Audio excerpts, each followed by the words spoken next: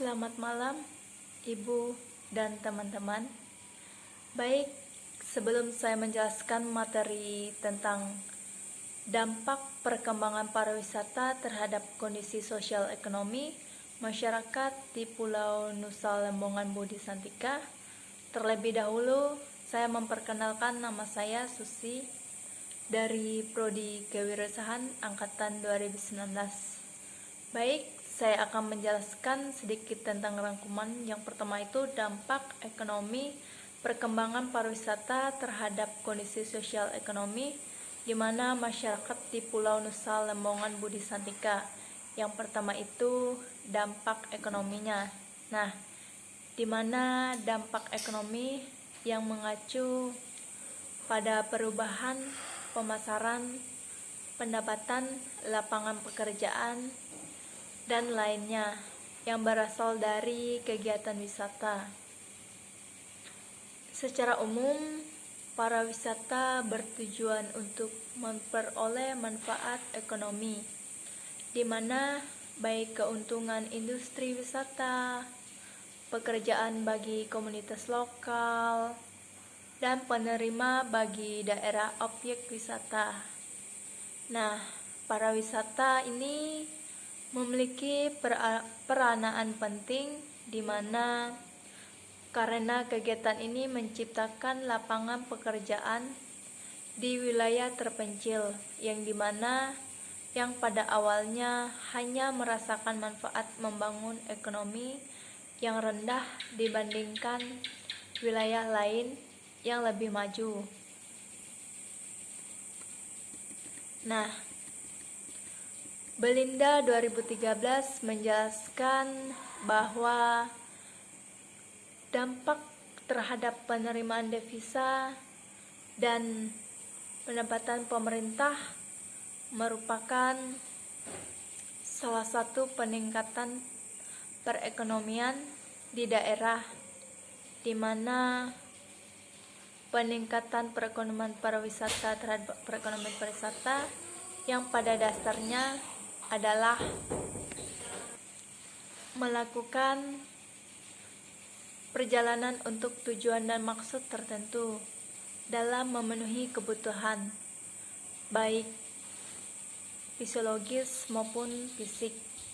Nah, untuk mengetahui faktor ekonomi yang mempengaruhi ekonomi, di mana daerah yang jadi upaya peningkatan perekonomian di daerah tersebut yang mempengaruhi otonomi daerah. Jadi, upaya peningkatan perekonomian di daerah tersebut tidak hanya berorientasi pada perkembangan dan pertumbuhan pendapatan domestik regional bruto DPRD saja pada perkembangan dan pertumbuhannya, tetapi itu juga mempertimbangkan laju pertumbuhan dan pertambahan penduduk.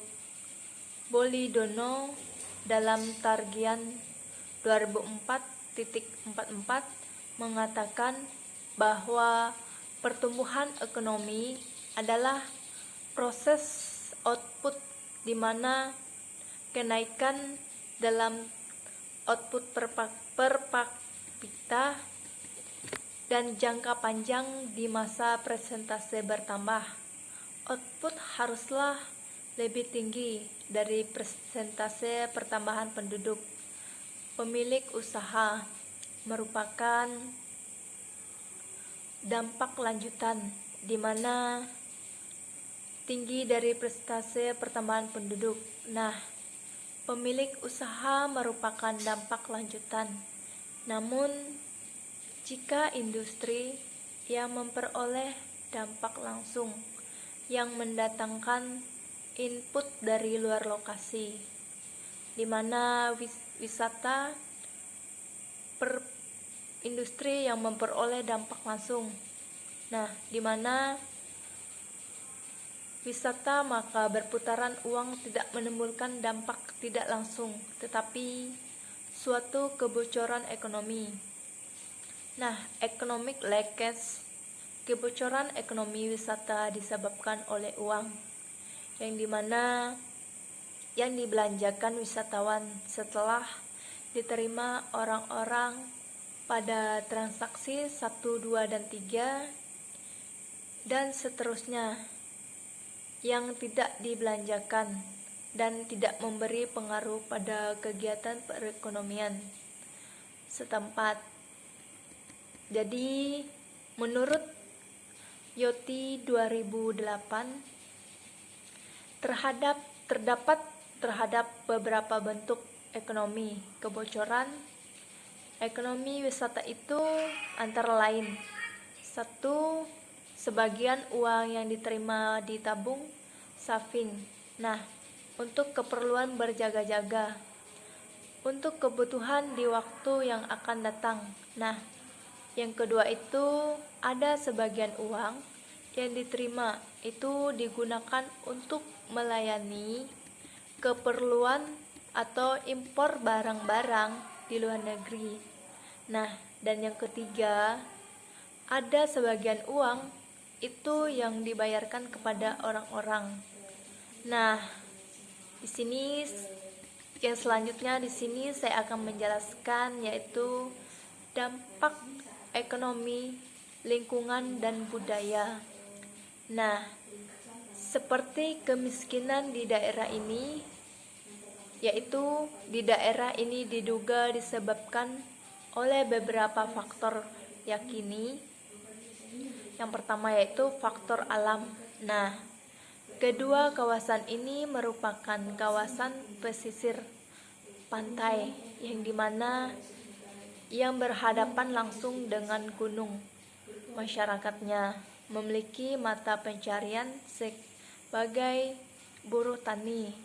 Nah, dan langsung dengan gunung, yang berlangsungkan dengan gunung, masyarakatnya memiliki mata pencarian, di mana sebagai buruh petani dan pelayan. Lahan yang tersedia sebagian besar adalah lahan kering dan lahan lautan, di mana kondisi ini memang sangat ironi, karena di kawasan ini berkembang industri pariwisata, namun masih menyiksakan kemiskinan. Hal ini diperarah adanya masyarakat yang menjual tanah, di mana ironi yang besar adalah lahan kering, di mana di pinggir laut untuk dijadikan hotel atau tempat usaha. Nah, memang tidak dipungkiri juga daerah Kubu rata-rata adalah aliran lahar pada masa meletus Gunung Agung tahun 1963, di mana sehingga daerah ini tidak memiliki struktur tanah yang baik, di mana tanah yang baik untuk bercocok tanam, tanaman yang bisa hidup hanyalah pohon rontal dan intaran, sedangkan binatang peliharaan masyarakat adalah kambing dan sapi. Nah, yang kedua itu penjelasan tentang faktor budaya, di mana diantaranya adalah adanya kebiasaan penduduk melakukan aktivitas yang tidak produktif, di mana seperti berjudi ayam, tajen, atau sambung ayam yang dilaksanakan hampir setiap hari, dari hari Kamis hingga hari Sabtu, mulai siang sampai dengan sore hari. Bahkan pada hari Minggu waktu yang digunakan lebih lama, yaitu hari pagi hari sampai sore hari, di mana kebiasaan lainnya adalah minum-minum, terutama minum tuak dan arak, terlebih jika ada upacara pengantin atau kematian. Nah, dampak yang ketiga yaitu akses terhadap pembangunan, di mana pembangunan merupakan rendahnya akses terhadap pembangunan, yaitu khususnya pembangunan pariwisata yang sedang berkembang di kawasan ini disebabkan karena masih rendahnya sumber daya manusia, rumah tangga, miskin pada aspek pendidikan yang hanya berpendidikan sekolah lanjutan pertama SLT ke bawah, dan masih banyak penduduk tidak bersekolah. Nah, rata-rata beban tanggungan setiap RTM 3 orang lebih, dan lebih banyaknya ini faktor yang rusak. Walaupun perkembangan pariwisata di Tulembeng dan Candilisa telah memberikan kontribusi pada perubahan mata pencarian masyarakat, di mana yang berdampak terhadap ekonomi. Akan tetapi, tidak semuanya dapat memberikan dampak secara langsung. Nah, hal ini disebabkan oleh faktor penghambat yang berasal dari faktor internal dan eksternal, di mana hal ini sejalan dengan pandangan Towson tahun 2000 yang telah membagi hambatan partisipasi masyarakat ke dalam 3 bagian: hambatan operasional, hambatan struktural, dan hambatan budaya. Dengan demikian, hambatan budaya ini merupakan salah satu penyebab yang masih adanya rumah tangga miskin di kedua kawasan pariwisata di Kabupaten Karangasem, di mana terdapat pemberdayaan masyarakat dengan cara berpartisipasi langsung dalam kepariwisataan. Nah, seperti bekerja di hotel, menjadi tenaga kerja untuk aktivitas diving dan schooling, serta menjual cendera mata kepada wisatawan. Nah, di sini penjelasan berikutnya yaitu dampak terhadap pendapatan masyarakat di Pulau Nusa Lembongan. Di sini merupakan pariwisata yang berkembang di Pulau Nusa Lembongan. Sampai saat ini masih belum merata, menyebabkan terjadinya kesenjangan di mana terhadap suatu pendapatan masyarakatnya, yaitu hal yang tersebut disebabkan perkembangan pariwisata yang terjadi hanya di kawasan pesisir dan atraksi pariwisata yang masih terbatas, sehingga tidak sedikit masyarakat yang berada di bagian tengah pulau belum merasakan keuntungan pariwisata secara signifikan. Sebelum adanya pariwisata di Pulau Nusa Lembongan, masyarakat lokal dengan mayoritas sebagai petani rumput dan laut dan nelayan dengan pendapatan sebagai petani, di mana rumput laut yang berjumlah Rp 1.000 sampai 2.000 dalam sekali panen. Nah, penjelasan berikutnya yaitu tentang dampak dari extinction atraksi atau atraksi pariwisata di Pulau Nusa. Nah, sampai di sini merupakan saat ini masih sangat terbatas, di mana selama ini sebagian besar wisatawan yang berkunjung ke Pulau Nusa Lembongan biasanya untuk menikmati keindahan pantai dan lembongan, yaitu fasilitas akomodasi, hotel, restoran, fasilitas kesehatan, klinik, swasta, dan puskesmas, di mana fasilitas keamanan, kantor polisi, dan fasilitas keuangan dan pembangkang atau ATM. Nah, penjelasan berikutnya yaitu tentang dampak terhadap distribusi manfaat atau keuntungan bagi desa adat dan masyarakat, di mana di sini merupakan di Pulau Nusa Lembongan distribusi yang memanfaatkan atau keuntungan merupakan pembagian hasil antara investor, di mana atau pemilik usaha dan jasa pariwisata pada masyarakat lokal.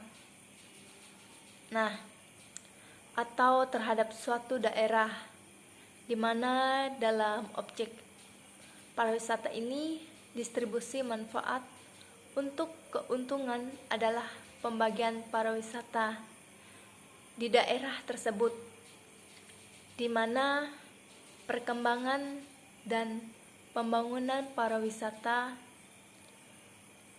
di suatu destinasi pariwisata harusnya memberikan keuntungan bagi seluruh stakeholder yang terlibat. Namun, di Pulau Nusa Lembongan perkembangan pariwisata ini yang belum terencana dengan matang, menyebabkan kurangnya keanekaragaman bahari, di mana wisata alam atau untuk sekedar mencari ketenangan. Nah, daya tarik wisata yang biasanya ramai dikunjungi wisatawan di Pulau Nusa Lembongan yaitu Cunggi Batu, Songgolembunggu, Tanjung Saenggang, Pemuntalan, Batu Belek, Devil Terrace, Ondoron, Mall Mola, dan Mata Sport, dan Swiftring dan Lembongan Bay, diving spot, atraksi wisata, dan destinasi pariwisata di Pulau Nusa Lembongan sebagian besar dikelola oleh pemilik usaha dan jasa pariwisata yang berasal dari Pulau Nusa Lembongan seperti wisata, di mana Goa Gala-Gala Underground House yang berada di rumah warga sehingga dikelola secara pribadi, Mayor Point yang dikelola oleh kelompok penyedia jukung atau perahu kecil yang sekali menggunakan alat, di mana terdapat dampak suatu oleh pemilik wisatawan yang rendah, ya akses terhadap pembangunan, di mana suatu khususnya yang memiliki pembangunan wisata yang sedang berkembang pesat saat ini, yaitu yang disebabkan karena masih rendahnya sumber daya manusia rumah tangga miskin pada aspek pendidikan, yang dimana diantaranya ada kebiasaan penduduk yang melakukan aktivitas yang tidak produktif sehingga timbul ke bawah, dan masih banyak penduduk tidak bersekolah, di mana masih banyaknya ini faktor yang rusak. Walaupun perkembangan pariwisata saat ini sangatlah pesat kontribusi pada perubahan mata pencarian masyarakat yang berdampak terhadap ekonomi. Tetapi tidak semuanya dapat memberikan dampak secara langsung, melainkan hal ini disebabkan oleh faktor penghambat, di mana berasal dari internal, eksternal, yang ini sejalan dengan pandangan Tokshan, yang terutama Yang pertama, hal tersebut yang disebabkan oleh perkembangan pariwisata yang di berbagai daerah, hanya di kawasan pesisir, dan atraksi pariwisata yang masih terbatas sampai saat ini. Namun, secara signifikan, sebelum adanya pariwisata di Pulau Nusa Lembongan, masyarakat lokal dengan mayoritas sebagai petani rumput laut dan nelayan dengan pendapatan sebagai petani rumput laut. Baik, hanya ini penjelasan dan rangkuman yang dapat saya jelaskan. Kurang dan lebihnya saya minta maaf atas banyak sekali kekurangannya. Sekian dan terima kasih.